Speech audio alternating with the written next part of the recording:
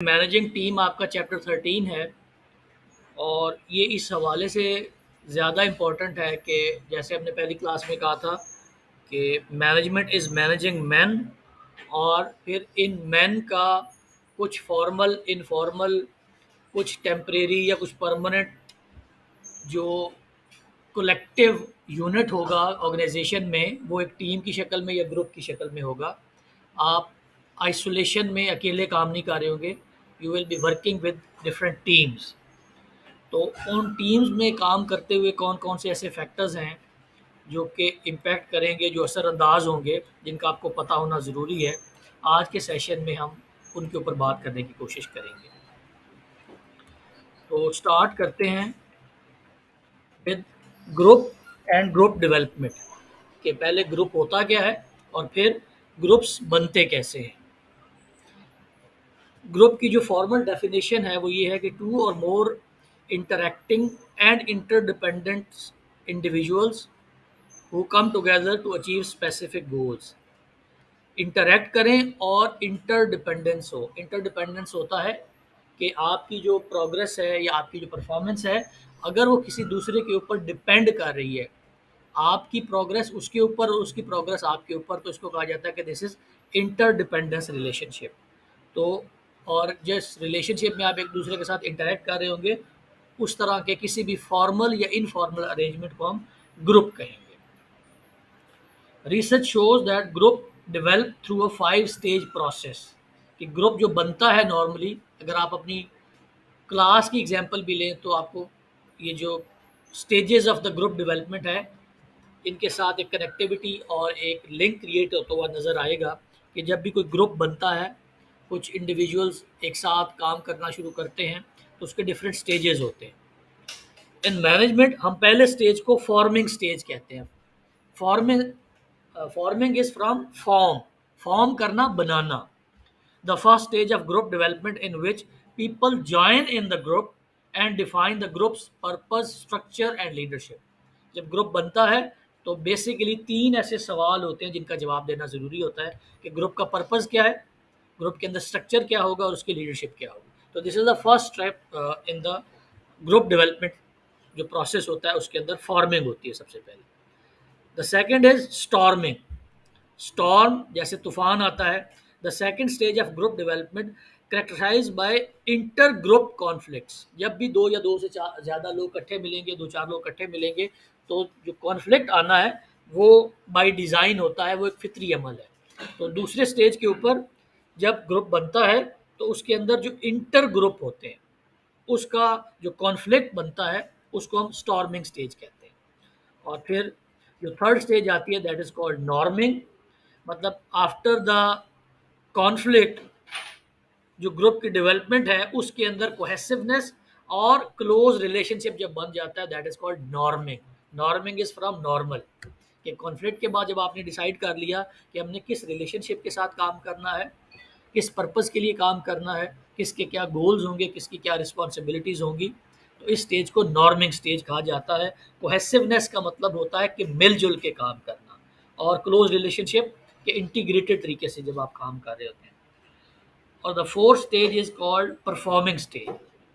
जब आपने purpose, goal, structure and leadership define कर लिया, इंटर ग्रुप जो कॉन्फ्लिक्ट्स थे उनको दूर कर लिया, कोहेसिवनेस और रिलेशनशिप बना लिया, तो अब उसके बाद परफॉर्म करने का वक्त होता है। The fourth stage of group development when the group is fully functional and work on the group task.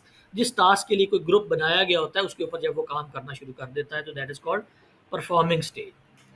And the final stage of group development for temporary groups in which group members are concerned with wrapping up activities and other task performance is called adjourning stage. Adjourning होता है, ये adjourn करना होता है कि ख़त्म करना। जब भी आप ऑफिशियल मीटिंग्स करते हैं तो एंड पे आप कहते हैं कि the meeting is adjourned with the vote of thanks। तो जब मीटिंग ख़त्म होती है तो सब भी adjourn कर दिया जाता है, उसको ख़त्म कर दिया जाता है। तो इसी तरह जब ग्रुप का जो पर्पस है वो सॉल्व हो जाता है, वो पर्पस जो अचीव हो जाता है, तो उसके बाद ग्रुप को ख़त्म कर दिया जाता है if it is a temporary group. मिसाल के तौर पे अगर आपकी क्लास के अंदर कोई ऐसा ग्रुप बनता है जिसका कोई स्पेसिफिक पर्पस है, तो वो ग्रुप बनेगा, फॉर्म होगा, स्टॉर्म होगा, नॉर्म होगा, उसके कॉन्फ्लिक्ट्स हैं वो ख़त्म होंगे, उसके बाद वो परफॉर्म करेगा और एट द एंड उसको एडजॉर्न कर दिया जाएगा, उसको ख़त्म कर दिया जाएगा। This is for temporary groups. ये हैं जी stages of the group development, जिसको हमने अभी एक्सप्लेन किया है। तो इस पिक्टोरियल से आपको पहली स्टेज के अंदर नज़र आ रहा है कि जो फॉर्मिंग स्टेज है उसके अंदर डिफरेंट लोगों की जो डायरेक्शन है वो डिफरेंट है। हर बंदा मुख्तलिफ साइड के ऊपर मूव कर रहा है। जब स्टॉर्मिंग होती है तो उसके ऊपर हम इनको एक रिलेशनशिप में लाने के लिए जो इंटर ग्रुप कॉन्फ्लिक्ट्स हैं उनको रिजॉल्व करने की कोशिश करते हैं। और उसके बाद जो थर्ड स्टेज, इसमें आपको पता चल जाता है कि अब नॉर्मिंग हो गई है, पर्पस पता चल गया है, स्ट्रक्चर पता चल गया है और लीडरशिप कौन सी होगी ये पता चल गया है। और उसके बाद जो फोर्थ स्टेज है दैट इज परफॉर्मेंस, इसके अंदर आपको एक इंटीग्रेटेड ग्रुप की शक्ल में एक नेटवर्क नज़र आ रहा है कि जब एक बंदे की आउटपुट अगले बंदे के लिए इनपुट का काम कर रही है। और उसके बाद जो आखिरी स्टेज होती है दैट इज एडजॉर्निंग। तो ये जो टेम्परेरी ग्रुप्स होते हैं उसके अंदर ये डॉटेड लाइन ये शो करती है कि अब आपका जो फॉर्मल स्ट्रक्चर था उसको अब ख़त्म कर दिया गया है, तो अब ग्रुप ख़त्म हो गया है। तो these are the 5 stages of group development जो कि टेम्परेरी ग्रुप्स के तौर के ऊपर काम करती हैं। आप चूँकि ऑर्गेनाइजेशंस के अंदर जब काम कर रहे होंगे तो डिफरेंट ऐसे काम होते हैं जो कि ऑर्गेनाइजेशन में रूटीन वर्क नहीं होता। उस काम को परफॉर्म करने के लिए ऑर्गेनाइजेशन डिफरेंट ग्रुप्स बनाती हैं जिनको टेम्परेरी ग्रुप्स कहा जाता है। तो उन टेम्परेरी ग्रुप्स में डिफरेंट डिपार्टमेंट से लोग मिल के काम करते हैं। तो चूँकि वो डिफरेंट डिपार्टमेंट से आए होते हैं, कोई क्लियर लाइन ऑफ कंट्रोल या span of command, unity of command नहीं होता उसके अंदर। तो उस केस में आपको इन 5 स्टेजेस से गुजर के किसी भी ग्रुप से आउटपुट या प्रोडक्टिविटी हासिल करना होती है।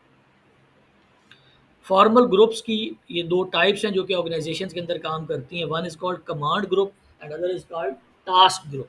कमांड ग्रुप का मतलब ये होता है कि ऐसा ग्रुप जो कि कमांड के ऊपर बनाया गया है। जैसे वर्ड से पता चल रहा है कि वो सेल्फ एक्सप्लेनेटरी है कि groups determined by the organisational chart and compose of individual who directly report to whom, कि किसी मैनेजर को अगर आप रिपोर्ट कर रहे हैं तो जो ऑर्गेनाइजेशनल चार्ट की वजह से एक ग्रुप बन जाता है।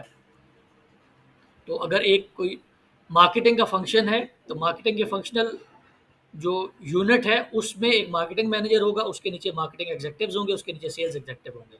तो this is called command group जो कि ऑर्गेनाइजेशन के स्ट्रक्चर में डिफाइंड है। और इसमें आपको पता होता है कि आपने आपका जो गिवन मैनेजर है उसको आपने रिपोर्ट करना है। The second type is task group. अब टास्क से जैसे नाम से ही पता चल रहा है कि if a group is form for a specific task, ये टेम्परेरी ग्रुप होगा, एक टास्क के लिए बनाया जाएगा। जब टास्क कंप्लीट हो जाएगी तो इस ग्रुप को डिसमेंटल कर दिया जाएगा, इसको ख़त्म कर दिया जाएगा। Task group composed of individuals brought together to complete a specific task. Their existence is often temporary because when the task is completed the group disbands, group ख़त्म कर दिया जाता है। आपका क्लास का भी group is a task group. For 4 years you are here, और जब भी आपका टास्क कंप्लीट हो जाएगा तो ये ग्रुप खत्म हो जाएगा। जो स्पेसिफिक पर्पस के लिए ग्रुप होता है that is a task group. और जो ग्रुप बनता है due to organisational structure, organisational जो आपकी ऑर्गेनोग्राम है, ऑर्गेनाइजेशनल चार्ट है, उसकी वजह से। और ऑर्गेनाइजेशनल चार्ट क्या होता है इसके ऊपर हमने लास्ट सेशन में बात की थी कि जब आपने आपके ऑर्गेनाइजेशन के अंदर ऑर्गेनाइजेशनल डिवीजन की जाती है, डिपार्टमेंटलाइजेशन की जाती है, तो उसमें आप डिफाइन करते हो कि ऑर्गेनाइजेशन का चार्ट क्या होगा। और इसी तरह से अब हम देखते हैं कि जो फॉर्मल वर्क टीम्स होती हैं इनकी कौन कौन सी टाइप्स हो सकती हैं। पहले हमने ग्रुप की बात की थी, अब हम बात करें टीम की। तो first type of a team that is cross-functional team, group that brings the knowledge and skills of individuals from the various task areas। Cross-functional, functional area से अगर होंगे तो उसको हम कहेंगे कि फंक्शनल एरिया की टीम है। लेकिन if they are from the various and different functional areas तो that is functional cross functional teams. Different functional area के लोग मिलकर जो टीम बनाते हैं that is called cross functional teams. और सेल्फ मैनेज टीम्स कौन सी होती हैं?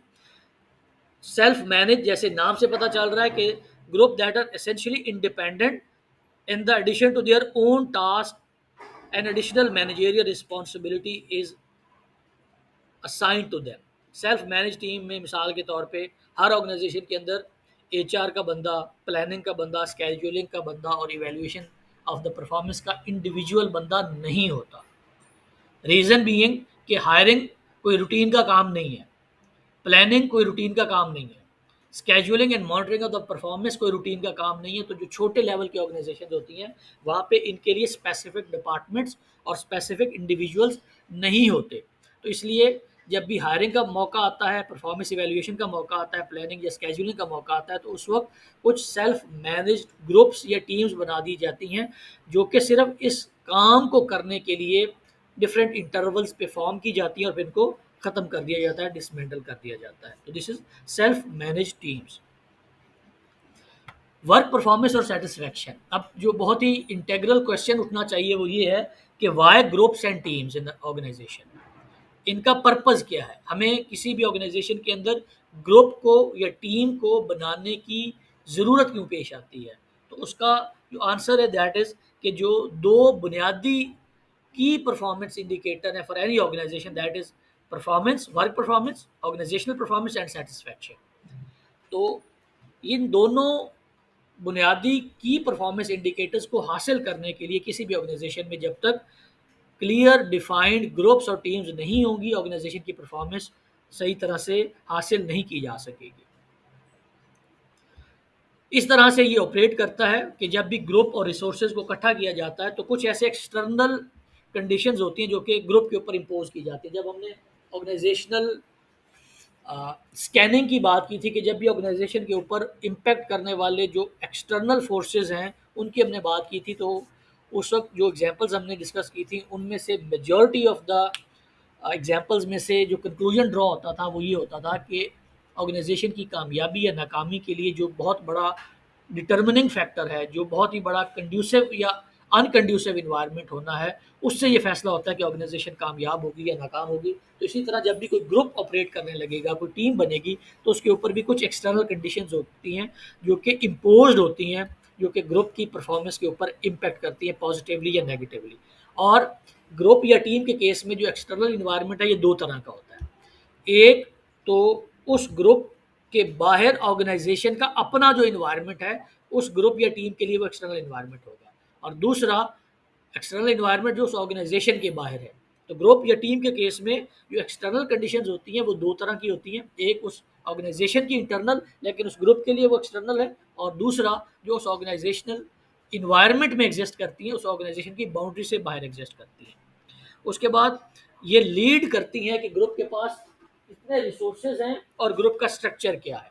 तो परफॉर्मेंस और सेटिस्फैक्शन तक पहुंचने का जो रास्ता है उसमें पहला जो फैक्टर जो इंपॉर्टेंट है, जो इम्पैक्ट करता है, that is the external condition, and second कि ऑर्गेनाइजेशन के अंदर बनने वाले उस ग्रुप के पास रिसोर्सेज कितने हैं। उन रिसोर्सेज के बाद ऑर्गेनाइजेशन का जो स्ट्रक्चर है, ये दोनों मिलके ग्रुप के प्रोसेसेस को डिफाइन करेंगे कि ग्रुप कैसे प्रोसेस करेगा, और फिर इसके ऊपर जो इंटरमीडियरी या मॉडरेटिंग इम्पैक्ट करेगा वो ग्रुप की टास्क होंगी, और उसके बाद ग्रुप की परफॉर्मेंस और सेटिस्फैक्शन को मेजर किया जाएगा। तो बेसिकली ये एक वॉक थ्रू है जिसमें किसी भी ग्रुप की फॉर्मेशन से लेके उसकी परफॉर्मेंस और सेटिस्फैक्शन के ऊपर असरअंदाज होने वाले डिफरेंट फैक्टर्स की बात की गई है कि एक्सटर्नल इन्वायरमेंट, ऑर्गेनाइजेशन के अंदर का इन्वायरमेंट, और फिर ऑर्गेनाइजेशन के बाहर का इन्वायरमेंट लीड्स टू कि ग्रुप के पास रिसोर्सेज कैसे हैं, ग्रुप का स्ट्रक्चर कैसा बना है, और उसके बाद ग्रुप का प्रोसेस क्या, कि ग्रुप कैसे प्रोसेस करेगा, ग्रुप कैसे परफॉर्म करेगा, और उसके बाद जो टास्क असाइन किया गया है इसका मॉडरेटिंग इम्पैक्ट होता है, और उसके बाद डिफाइन होती है कि ऑर्गेनाइजेशन की परफॉर्मेंस कैसी होगी और क्या ऑर्गेनाइजेशन की। उसके बाद ग्रुप के रिसोर्सेज डिफाइन होंगे, फिर ग्रुप का स्ट्रक्चर बनेगा, फिर ग्रुप के प्रोसेस बनेंगे। ये काम हो जाएगा, फिर बताया जाएगा काम क्या करना। प्रोसेस के बगैर कैसे काम बताया जा सकता है। आपको ये बताया ना जाए क्लास कहाँ होनी है और आपका पेपर ले लिया जाए। आपका पेपर लेना इज द ग्रुप टास्क, और आपको पहले 6 महीने, 3 महीने, 4 महीने पढ़ाना, ये वाला प्रोसेस यहाँ पे है। और एक्सटर्नल इन्वायरमेंट आज क्या आपके ऊपर इम्पैक्ट कर रहा है कि कल रात इबादत की है, तो this is external environment. Group के रिसोर्सेज क्या है, आपका क्लासरूम। ग्रुप का स्ट्रक्चर क्या है कि एक टीचर है, आप स्टूडेंट है। ग्रुप की प्रोसेस क्या है कि मल्टीमीडिया से क्लास होगी। अब यहाँ पे आपको बताया जाएगा ये जो पढ़ाया जा रहा है ना, इसका एग्जाम भी होना है, ये आपको बताया गया। जब आपका पेपर हो जाएगा फिर ये परफॉर्मेंस आ जाएगी, कि परफॉर्मेंस के बाद आप सेटिस्फाइड हैं। जो आपने एग्जांपल दी थी उससे अगर आप इसको लिंक करें। इस पे हमने कहा कि ग्रुप के ऊपर एक्सटर्नल जो फैक्टर्स होते हैं वो इम्पोज होते हैं। तो ये कुछ ऐसे फैक्टर्स हैं जो कि ग्रुप या टीम के केस में एक्सटर्नल फैक्टर्स के तौर पे देखे जाते हैं और ये ऑर्गेनाइजेशन की परफॉर्मेंस के ऊपर इम्पैक्ट करते हैं। सबसे पहले तो ऑर्गेनाइजेशन की जो स्ट्रैटेजी है वो किसी भी उस ग्रुप की परफॉर्मेंस के ऊपर इम्पैक्ट करेगी जो कि उसके अंडर बनता है। उसके बाद जो अथॉरिटी का रिलेशनशिप है बिटवीन द ग्रुप मेंबर्स और the leadership of the group. दूसरा, formal rules and regulations. Group के अंदर और ऑर्गेनाइजेशन के बाकी वर्किंग के अंदर एक जो प्राइमरी डिफरेंस होता है वो ये होता है कि ग्रुप एक टेम्परेरी फिनोमेना को एड्रेस करने के लिए बनाया जाता है या स्पेसिफिक टास्क को अचीव करने के लिए बनाया जाता है, वाइल बाकी जो ऑर्गेनाइजेशन ऑपरेट कर रही होती है वो फॉर्मल स्ट्रक्चर के थ्रू कर रही होती है। तो सम टाइम अगर ऑर्गेनाइजेशन के अंदर रूल्स एंड रेगुलेशंस बहुत रिजिड हैं, बहुत फॉर्मल हैं, तो ग्रुप की परफॉर्मेंस के ऊपर इम्पैक्ट कर सकते हैं। फिर availability of the resources. Availability of the resources कि जो काम आपको कहा गया है उसको करने के लिए जो मिनिमम रिक्वायर्ड रिसोर्सेज हैं वो आपके पास हैं या नहीं। Selection criteria of the employees कि किस तरह के एम्प्लॉयज़ आपने हायर किए हुए हैं। आप चला तो यूनिवर्सिटी रहे हैं लेकिन आप ना आपका जो सिलेक्शन क्राइटेरिया है उसमें इस बात को मद्देनज़र नहीं रखा जाता कि जिस बंदे को हमने एज ए फैकल्टी मेंबर या एज ए टीचर हायर किया है वो पढ़ाने के काबिल भी है कि नहीं। तो किस तरह का रिसोर्स ऑर्गेनाइजेशन के अंदर होगा इसका भी इम्पैक्ट पड़ेगा उन तमाम ग्रुप्स की परफॉर्मेंस के ऊपर। परफॉर्मेंस मैनेजमेंट सिस्टम, इसका मतलब ये होता है कि जो ऑर्गेनाइजेशन के अंदर कोई भी केपीआई या की परफॉर्मेंस इंडिकेटर परफॉर्म किया जा रहा है उसको मैयर कैसे किया जाता है, मैयर किया भी जाता है कि नहीं, अगर किया जाता है तो वो कैसे किया जाता है। उसके बाद ऑर्गेनाइजेशन का कल्चर कैसा है और physical layout of the space. अब ये भी एक ग्रुप है, इस ग्रुप की अगर हम एग्जांपल लें तो हमें कुछ लोगों को पीछे बिठाना पड़ा क्योंकि physical layout of the space ऐसी है कि हर बंदा अपनी मर्जी की जगह पे बैठ के परफॉर्म नहीं कर सकता। तो physical layout of the performance के ऊपर ऑर्गेनाइजेशन की जो परफॉर्मेंस है और जो ग्रुप की परफॉर्मेंस है उसके ऊपर ये इंटरलिंक्ड दो रिलेशनशिप्स हैं। हार्थोन स्टडीज़ हमने बहुत शुरू में पढ़ी थी जिसमें सिर्फ फिजिकल इन्वायरमेंट को चेंज करके उन्होंने परफॉर्मेंस को और प्रोडक्टिविटी को जज करने की कोशिश की थी।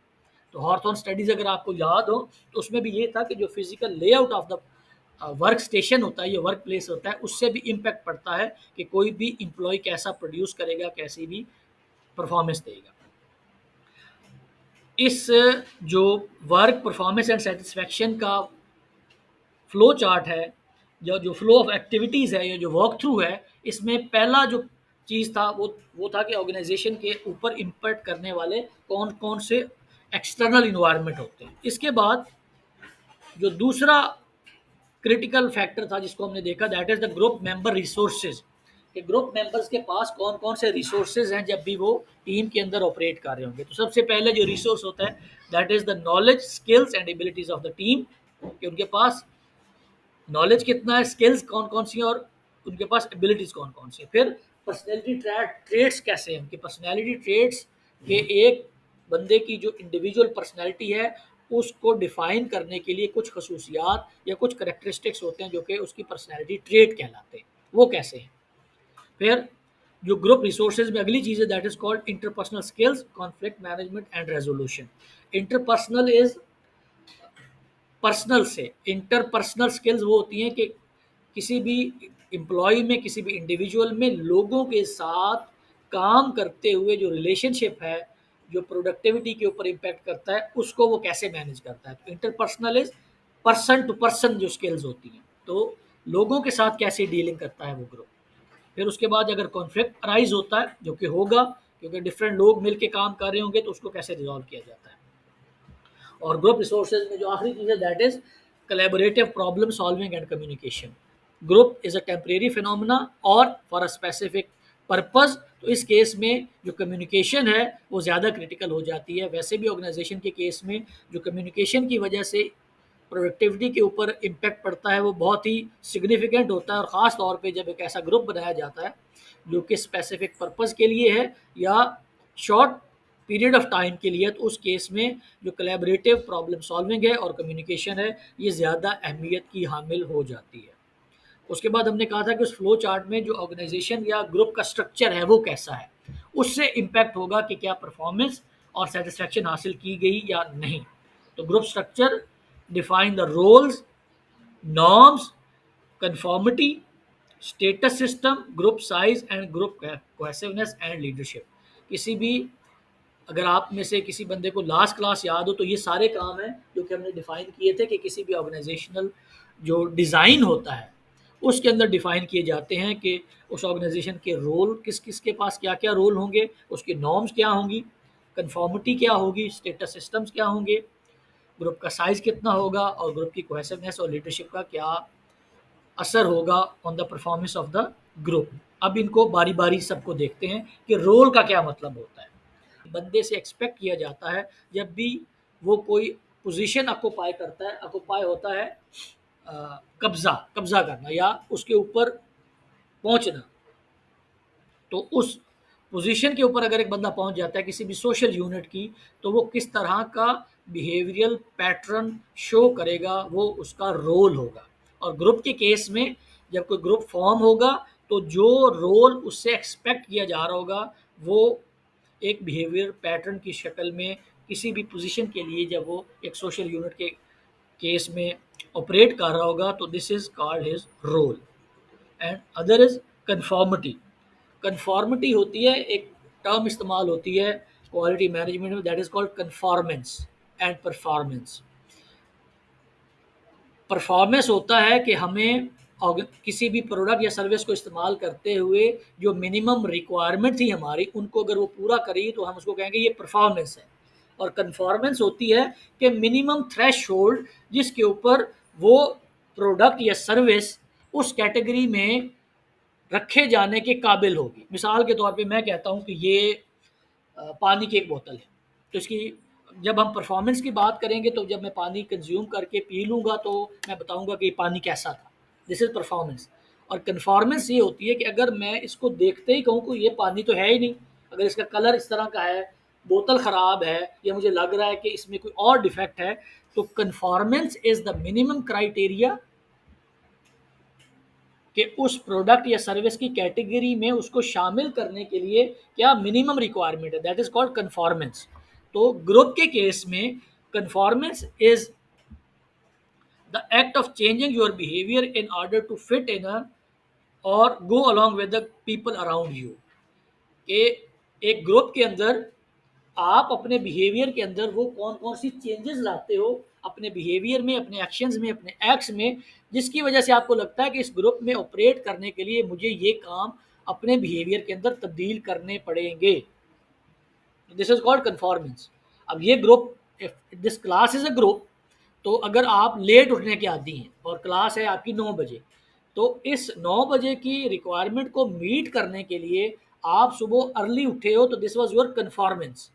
फिर इस ग्रुप के अंदर आपके बैठे, क्लास पढ़ी आपने, जो चीज़ें यहाँ समझाई उनको याद किया, और उसके बाद जब आप पेपर दोगे तो उसमें जो आप परफॉर्म करोगे वो आपकी परफॉर्मेंस होगी। तो these two concept are use in management और ख़ास तौर पे क्वालिटी मैनेजमेंट में इस्तेमाल होते हैं कि one is conformance and other is performance.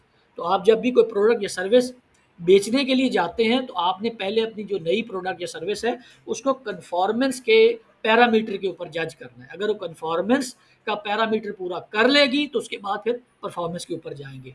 When talking about behaviour और ग्रुप, उस केस में कन्फॉर्मिटी का मतलब ये होगा कि आप अपने बिहेवियर के अंदर वो कौन कौन सी तब्दीलियां लाते हो जिनके बाद आप ये समझोगे कि इस ग्रुप के अंदर मुझे accept concept in the operations of group is group think.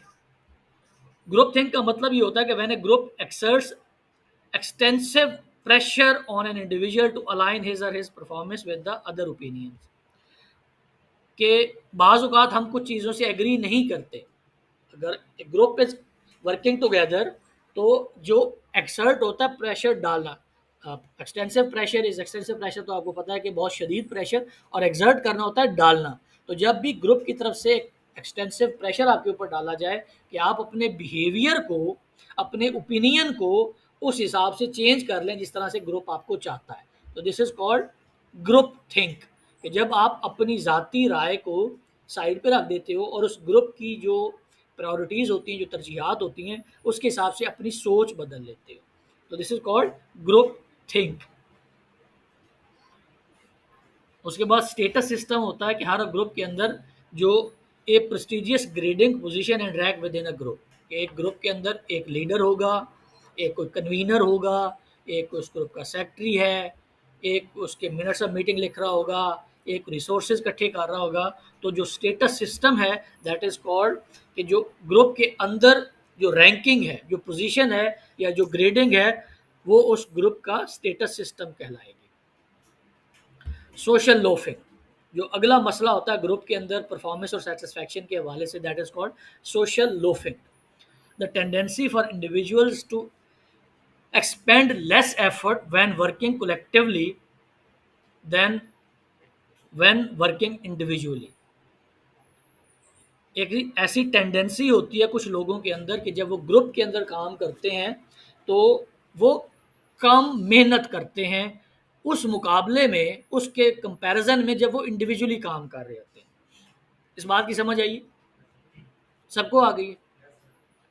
अगर सबको समझ आ गई तो मुझे इसकी वजूहात बताएं, ये क्यों होता है कि जब इंडिविजुअल अलग अकेला काम करता है तो ज़्यादा मेहनत करता है, जब ग्रुप के अंदर आता है तो कम मेहनत करता है। वजह क्या है? नहीं देखो, एक अकेला काम कर रहा है ज़्यादा मेहनत करता है, ग्रुप के अंदर आता है कम मेहनत करना शुरू कर देता है। तो नहीं देखो, आप बेसिक पॉइंट मिस कर रहे हो। काम तकसीम हो जाना या काम को छोटे हिस्सों में तकसीम कर देना, इसका मतलब ये नहीं है कि जो काम की वॉल्यूम है वो कम हो गया। जब इंडिविजुअल है तो उसके ज़िम्मे जो काम है वो on the scale of 1 to 10 है, समझ लें 10 पे काम कर रहा है। तो जब वो ग्रुप में भी काम कर रहा है, 10 लोगों का ग्रुप है, तो नाउ द टारगेट इज़ 100 और वो 1 to 10 की रेशियो अब भी मौजूद है। द लेवल ऑफ डिफ़िकल्टी या level of the performance requirement is the same. Same level की रिक्वायरमेंट है परफॉर्मेंस की, लेकिन जब वो अकेला काम करता है तो ज़्यादा मेहनत करता है, ज़्यादा एफर्ट लगाता है, लेकिन जब ग्रुप में आता है तो कम मेहनत करता है। इसी क्या वजह है? और किसी के जहन में कोई वजह है? इसकी दो वजह होती हैं। एक आपने कभी वर्ड सुना होगा शामिल वाजा। टेंडेंसी होती है कि वो जब देखते हैं, मतलब एक साइकोलॉजिकल उनका प्रोसेस ये चलता है कि जब वो देखते हैं कि 5 बंदे काम कर रहे हैं तो इसका मतलब है कि responsibility is divided on the 5। तो अगर मैं इसमें से डंडी मार भी लूँगा तो मुझे उस तरह से अकाउंटेबिलिटी मेरी नहीं होगी। तो एक टर्म इस्तेमाल ये करते हैं, ये जो बैंड वाले होते हैं, शामिल वाजा। शामिल वाजा ये होता है कि ये पैसे लेते हैं कि कितने हमारे बंदे गए, हमारे पास कितने बाजे थे, तो उनमें से एक बाजा जो ख़राब होता है वैसे लटकाया होता है, उसने बजा नहीं रहा होता, तो उसके पैसे भी लेते हैं। तो ये कहते हैं ये शामिल वाजा है। तो ये एक्चुअली ऑर्गेनाइजेशंस के अंदर ये टर्म इस्तेमाल होती है। एम्प्लॉइज़ को डिफ़ाइन किया जाता है कि यार ये वो तो शामिल वाजा है। हमारी जो क्रिकेट टीम है उसमें सबसे माठे खिलाड़ी जो फील्डर होता है उसको हेलीकॉप्टर कहते हैं। तो इस तरह ऑर्गेनाइजेशंस के अंदर इस टर्म को सोशल लोफिंग को कहा जाता है, वो शामिल वाजा है। एक पार्ट तो इसका ये है कि एक बंदा एस्केप चाहता है, और दूसरा ये जो आपने बात की कि सम टाइम क्या, हर दफ़ा ये ऐसे होता है। इसका जो मैनेजमेंट में तर्जमा है ना, जो आपने बात की है, दैट इज़ साइनर्जी। साइनर्जी का मतलब ये होता है, बाकायदा साइंस से प्रूवन है ये बात, कि sum of anything is greater than its parts. Sum is always greater than its parts. अब ये सम है, ये तकरीबन बैठे हुए हैं, अगर लेट्स सपोज 20 बच्चे बैठे हैं, तो इनका जो सम है, इनका जो कलेक्टिव विजडम है किसी एक मसले को समझने के लिए, ये उससे ज़्यादा होगा कि अगर यही 20 बच्चे एक ही मसले को इंडिविजुअली बैठ के सॉल्व करेंगे। तो साइनर्जी क्रिएट हो जाती है, जिसकी वजह से कुछ ऐसे लोग जो अंडर परफॉर्म कर रहे होते हैं उनका काम भी निकल जाता है। तो सोशल लोफिंग के दोनों एस्पेक्ट आपको पता होने चाहिए कि आपने शामिल वाजा भी नहीं बनना, और साइनर्जी जब क्रिएट होती है तो जो सम होता है वो always greater than its parts होता है। कि जो हिस्से होते हैं, जैसे वो कहते थे ना कि अगर वो छड़ी वाली एग्जांपल जो है कि अगर वो छड़ियाँ सारी अलग अलग होंगी तो टूट जाएंगी, अगर उनका एक गत्था बना दिया जाए, इकट्ठी कर दिया तो नहीं टूटेंगी। तो सम is always greater than its parts. तो सोशल लोफिंग ना खुद करने देनी है, ना किसी को करने करने की इजाज़त देनी है। और इसका जो नेगेटिव एस्पेक्ट है उसको अवॉइड करना है और पॉजिटिव एस्पेक्ट को ज़्यादा से ज़्यादा एक्सप्लॉयट करना है, कि साइनर्जी क्रिएट करनी है और ग्रुप कोहेसिवनेस क्रिएट करनी है। ग्रुप कोहेसिवनेस क्या होती है?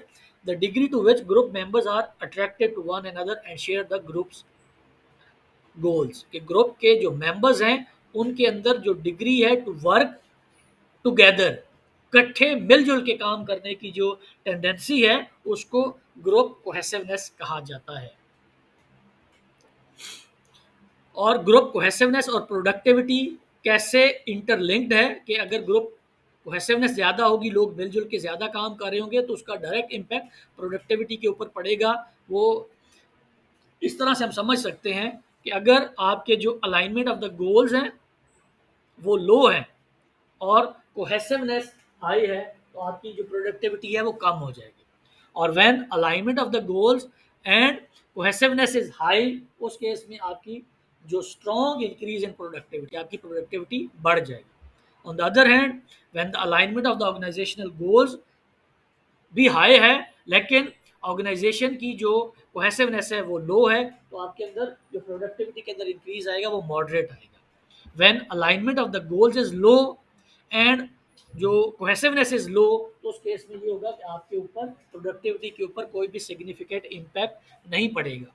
तो क्रक्स इज कि ऑर्गेनाइजेशनल गोल्स और alignment of the organisational goals and the जो प्रोडक्टिविटी ऑफ द ग्रुप है, ये दोनों इंटरलिंक्ड हैं। ये जब इकट्ठी काम करती हैं तो उस केस में जो इंक्रीज आता है द प्रोडक्टिविटी वो स्ट्रॉन्ग आता है। तो ऑर्गेनाइजेशनल के अलाइनमेंट के साथ जो गोल के साथ अलाइनमेंट है उसमें और कोहेसिवनेस में हाई प्रोबेबिलिटी है कि प्रोडक्टिविटी आपकी बढ़ेगी। उस फ्लो चार्ट के अंदर अगली बात हमने ये देखी थी कि ग्रुप के अंदर जब भी आपने ये देख लिया कि कौन कौन से एक्सटर्नल इन्वायरमेंट के अंदर फैक्टर्स हैं जो इम्पैक्ट करेंगे, नॉर्म्स आपने डिफाइन कर ली। अब उसके बाद ग्रुप के अंदर प्रोसेसेस कुछ बनेंगे कि टास्क को पूरा करने के लिए कौन कौन से प्रोसेस हैं जिनको हमने इस्तेमाल करना है। और टास्क को पूरा करने के लिए जो प्रोसेस के अंदर सबसे पहली चीज़ डिफाइन की जाती है, दैट इज़ कॉल्ड कि ग्रुप डिसीजन मेकिंग कैसे की जाएगी।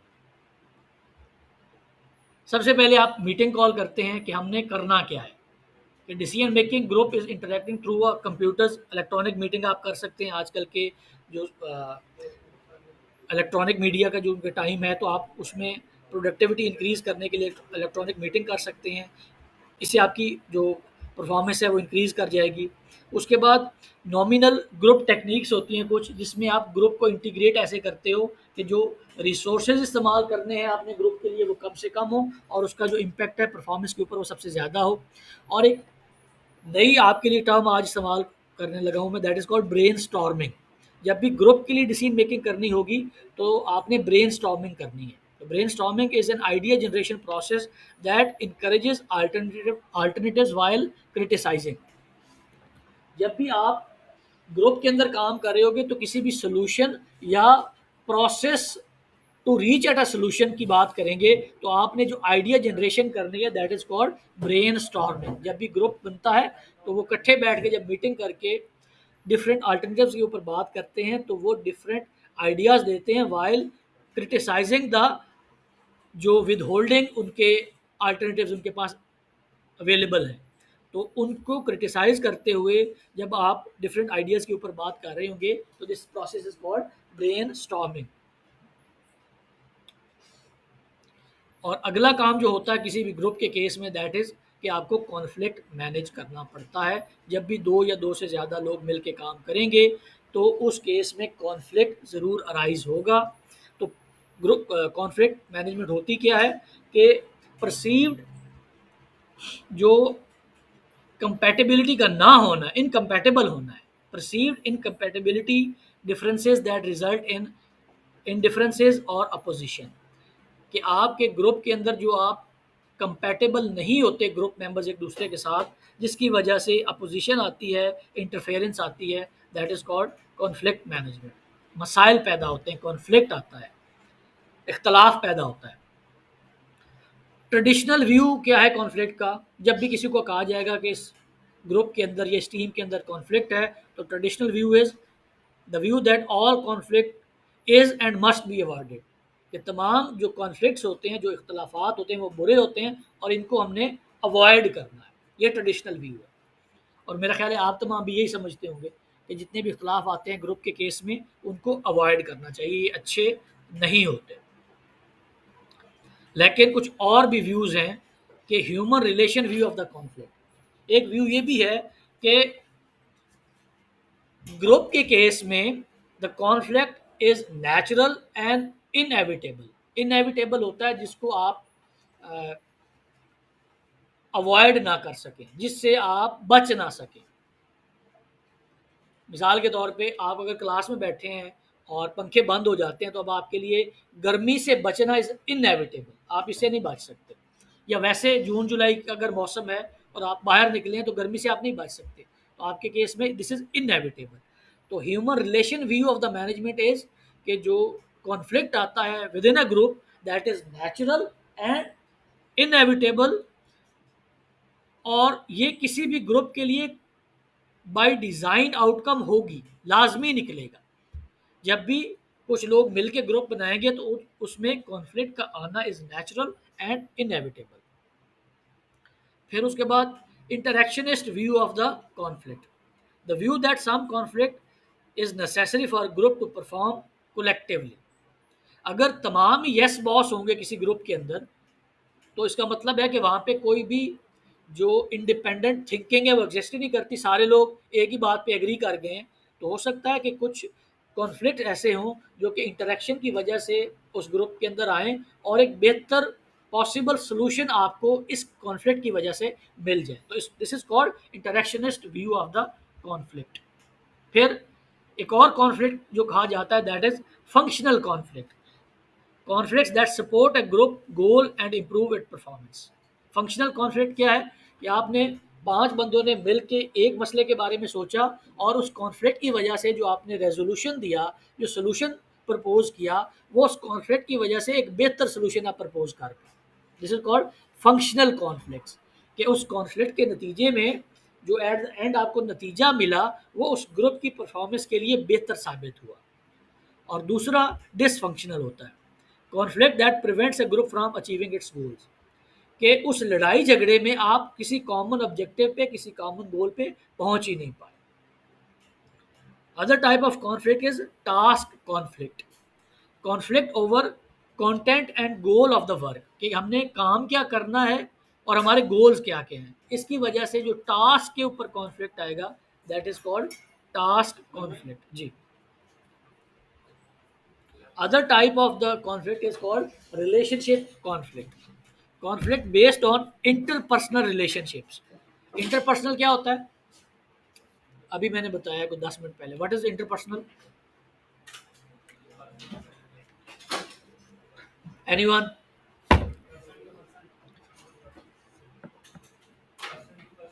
हाँ, वो कॉन्फ्लिक्ट जो दो लोगों के इंटरेक्शन की वजह से पैदा होता है that is called interpersonal conflict.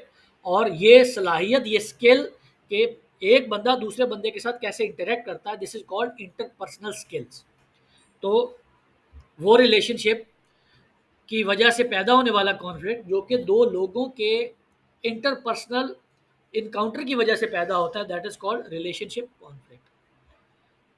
The next type is process conflict, conflict over how work will be get done, कि हमने काम कैसे करना है, कौन कौन से स्टेप्स को फॉलो करके अपनी गोल्स को अचीव करना है। अगर इसकी वजह से कॉन्फ्लिक्ट पैदा हो जाता है तो this is called process conflict.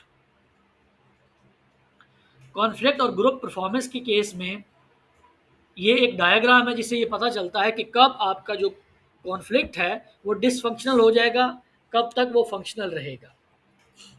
Situation A B C से इसको डिफाइन किया गया है कि आपका टाइप ऑफ कॉन्फ्लिक्ट कौन सा है, वो लो है या मोर है, ऑप्टिमल है या हाई है। टाइप ऑफ कॉन्फ्लिक्ट अगर आपका डिसफंक्शनल है और ग्रुप के जो अलाइनमेंट है आपकी गोल के साथ वो लेस है, और ग्रुप की परफॉर्मेंस का जो लेवल है दैट इज़ लो, इस केस को हम कहेंगे कि आपकी जो परफॉर्मेंस है वो भी लो है और कॉन्फ्लिक्ट भी लो है, कॉन्फ्लिक्ट भी लो है और परफॉर्मेंस भी लो है। और इस केस में ये जो कॉन्फ्लिक्ट अराइज हो रहा है ये डिसफंक्शनल है, इसका आपकी ऑर्गेनाइजेशन को नुकसान हो रहा है। और जो सिचुएशन बी है उस केस में आपका जो ग्रुप की अलाइनमेंट है वो वायबल है। मतलब वायबल का क्या मतलब होता है? ऐसा काम जो कि कर लेना चाहिए, दैट इज कॉल्ड वायबल। लेकिन आपकी जो लेवल ऑफ ग्रुप परफॉर्मेंस है वो हाई है, तो सिचुएशन बी के अंदर कॉन्फ्लिक्ट का लेवल भी हाई है और परफॉर्मेंस भी हाई है, तो इसका मतलब है जो कॉन्फ्लिक्ट हो रहा है दैट इज फंक्शनल। और सिचुएशन सी क्या है कि टाइप ऑफ कॉन्फ्लिक्ट का डिसाइड कैसे होगा कि अगर आपकी जो अलाइनमेंट है वो अनकोऑपरेटिव है, केओटिक है, डिसरप्टिव है और जो ग्रुप की परफॉर्मेंस है दैट इज लो, तो इसका मतलब है कि आपकी जो कॉन्फ्लिक्ट का लेवल है वो बहुत हाई है while the performance is very low. तो इस केस में भी हम इस टाइप ऑफ कॉन्फ्लिक्ट को डिसफंक्शनल कहेंगे। तो crux of the matter is कि जब भी आपने कॉन्फ्लिक्ट के बारे में फैसला करना होगा तो आपने ये देखना होगा कि लेवल ऑफ कॉन्फ्लिक्ट कितना है और इसके अंदर जो अलाइनमेंट ऑफ द रिसोर्सेज है हमारे, जो अलाइनमेंट ऑफ द गोल्स हैं वो कितनी ज़्यादा है और उसका इम्पैक्ट कितना पड़ रहा है प्रोडक्टिविटी के ऊपर। तो अगर तो प्रोडक्टिविटी भी बढ़ रही है और कॉन्फ्लिक्ट भी बढ़ रहा है तो this is called functional conflict. ये ठीक है, इसमें मसला नहीं है। लेकिन जब आपका कॉन्फ्लिक्ट भी बढ़ रहा है लेकिन परफॉर्मेंस लो हो रही है तो उस केस में आपको जो इस कॉन्फ्लिक्ट को अवॉइड करना बेहतर स्ट्रेटजी होगी। कॉन्फ्लिक्ट के लिए आपके पास क्या क्या कर सकते हैं? जब आपके पास कॉन्फ्लिक्ट आता है तो आप क्या करें? सबसे पहले तो ये है कि आप अवॉइड करें। अवॉइडिंग में आप क्या करेंगे? Resolving conflict by withdrawing from और सप्रेसिंग अदर्स। अवॉइड करने का एक तरीका तो ये है कि आप अपना जो राइट है उसे विड्रॉ कर लें, अगर जिसके साथ कॉन्फ्लिक्ट हुआ है वो आपसे ज़्यादा ताकतवर है, या अगर वो आपसे जूनियर है तो उसको सप्रेस कर। तो आपने कॉन्फ्लिक्ट को अवॉइड कर दिया कि अपनी पोजीशन को इस्तेमाल करते हुए इससे कॉन्फ्लिक्ट हुआ तो उसको आपने दबा दिया, या अगर आपका कॉन्फ्लिक्ट किसी सीनियर से हुआ है तो आप अपना जो राइट है उसको ही विड्रॉ कर जाए। दूसरा, forcing, resolving conflict bye setting satisfying one's own needs at the expense of others. Force कर रहे हैं आप कि आप अपनी ज़रूरियात तो पूरी कर रहे हैं लेकिन on the cost of others. इसके इसको कहा जाता है मैनेजमेंट में कि आपने विन लूज सिचुएशन बना ली। इसको कहते हैं विन लूज। विन लूज का क्या मतलब है कि आप तो विन कर गए लेकिन वो अगला बंदा हार गया।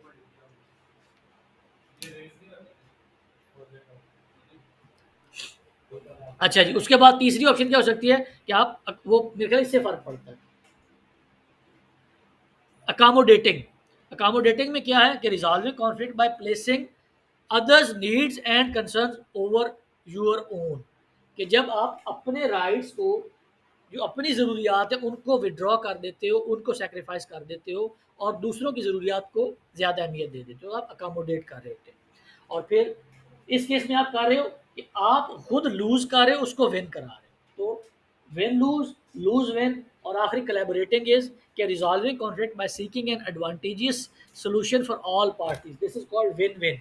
कि इसमें वो भी जीत रहा है और आप भी जीत रहे हो कि तमाम लोगों की जो ख्वाहिशात थी वो आपने एडवांटेज पे रखी। तो कॉन्फ्लिक्ट को सॉल्व करने का एक तरीका ये भी हो सकता है कि आप तमाम लोगों की जो ज़रूरियात हैं उनको मद्देनज़र रख के जो फ़ैसला करो उसमें तमाम लोगों के लिए कुछ ना कुछ ज़रूर मौजूद हो। तो ये 4 टेक्निक्स हो सकती हैं कि जब भी कॉन्फ्लिक्ट आता है तो आप इन चारों में से कोई एक टेक्निक इस्तेमाल करके उस ग्रुप के कॉन्फ्लिक्ट को ख़त्म करने की कोशिश कर सकते हैं। ये उसी चारों को मैंने डिफरेंट डायमेंशंस पे रख के देखा है कि इनमें सबसे ज़्यादा जो अच्छी पोजीशन बन सकती है that is of accommodating. Forcing में आप क्या करते हो कि आप असर्टिव ज़्यादा हो जाते हो, इसमें आप असर्टिव कम होते हो। और कॉपरेशन और अनकॉपरेशन के दूसरे पैरामीटर के ऊपर हमने इसको रख के देखा है। तो जो सबसे अच्छी ऑप्शन बन सकती है तमाम पार्टीज़ के लिए दैट इज़ ऑफ जो जिसमें आप कंप्रोमाइज़ करते हैं और अकोमोडेट कर देते हैं। अब उस वर्क फ्लो को याद करें जो हमने शुरू में देखा था, उसमें अब हम इस स्टेज पे पहुंचे हैं कि अब हमने ग्रुप जो टास्क हैं उस तक हम पहुंच चुके हैं कि हमने ग्रुप की टास्क को कैसे डिफाइन करना है। ग्रुप टास्क क्या होती है? It is the complexity and interdependence that influence A group effectiveness. कि जो कॉम्प्लेक्सिटी और इंटरडिपेंडेंस है कि देखें जब भी ग्रुप बनेगा उसमें मुख्तलिफ लोग काम कर रहे होंगे तो और उन तमाम लोगों की जो परफॉर्मेंस है वो एक दूसरे के ऊपर डिपेंड कर रही होती है। तो इस वजह से this is a complex relationship और इंटरडिपेंडेंस रिलेशनशिप है। इससे फ़र्क ये पड़ेगा कि आपकी जो ऑर्गेनाइजेशन की परफॉर्मेंस है, ये जो ग्रुप की परफॉर्मेंस है उसका इन्हिसार इस बात के ऊपर होगा कि आपने ग्रुप के जो टास्क हैं इनको कितने अच्छे तरीके से डिफाइन किया था और कितने अच्छे तरीके से डिप्लॉय किया, डेजिग्नेट करा। What is the work team? अभी तक हमने बात की थी ग्रुप की, अब आते हैं कि जो टीम है वो क्या होती है। ये वो वाली टीम्स हैं जो कि इंटेंसिवली और स्पेसिफिक पर्पस और कॉमन गोल के लिए पॉजिटिव साइनर्जी क्रिएट करके और म्यूचुअल अकाउंटेबिलिटी और कॉम्प्लीमेंट्री स्किल के साथ मिलकर काम करते हैं। उन तमाम ग्रुप्स को हम वर्क टीम्स कहते हैं।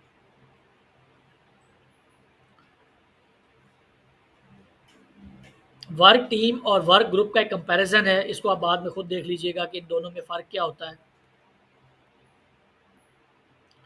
और ये है कि टाइप ऑफ टीम कौन कौन सी होती हैं। The first type is problem solving team, a team from the same department or functional area that involve in efforts to improve work activities to solve a specific problem.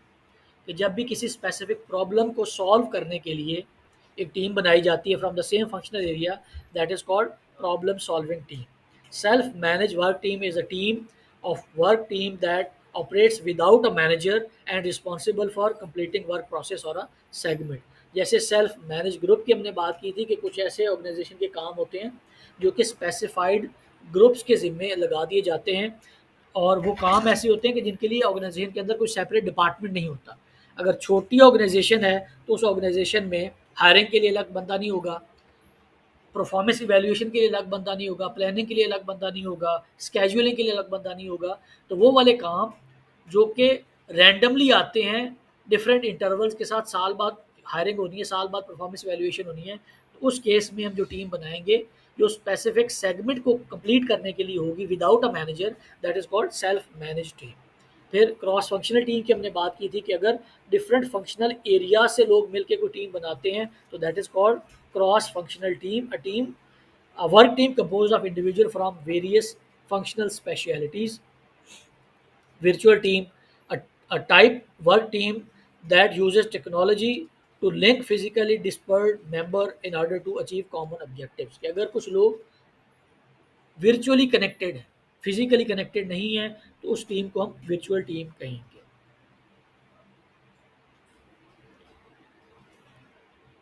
These are some of the characteristics of effective team के उनके जो goals होते हैं वो बहुत clear होते हैं।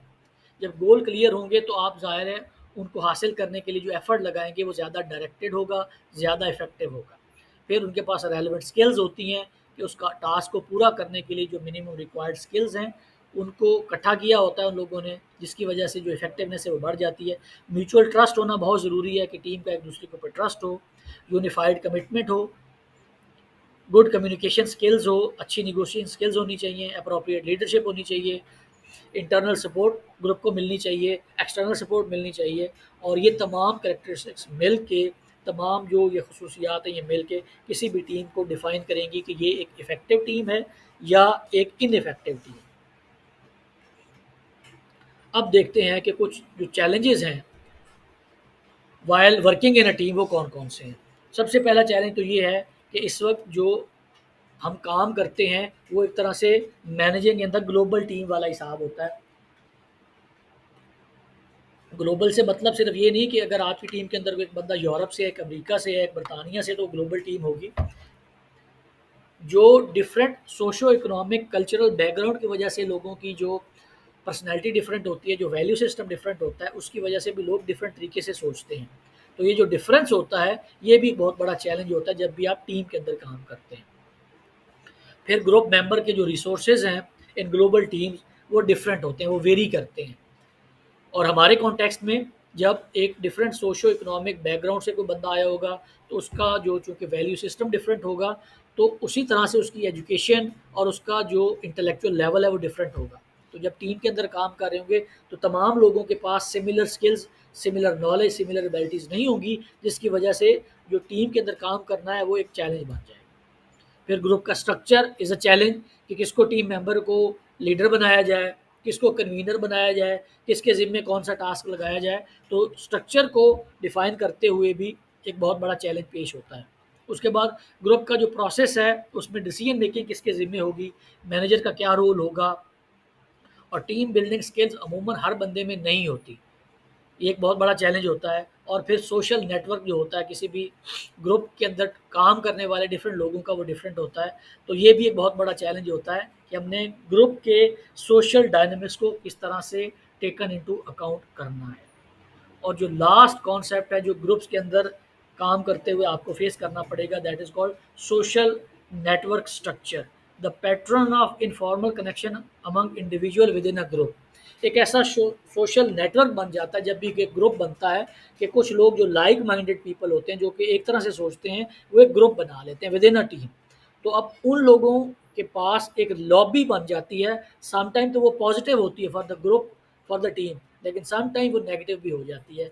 तो इस जो सोशल नेटवर्क बनता है इसका इम्पैक्ट पड़ता है स्ट्रक्चर के ऊपर। तो इसको कैसे टेकन इनटू अकाउंट करना है, कैसे इसको न्यूट्रलाइज करना है, या कैसे इससे मैक्सिमम या ऑप्टिमम आउटपुट हासिल करनी है,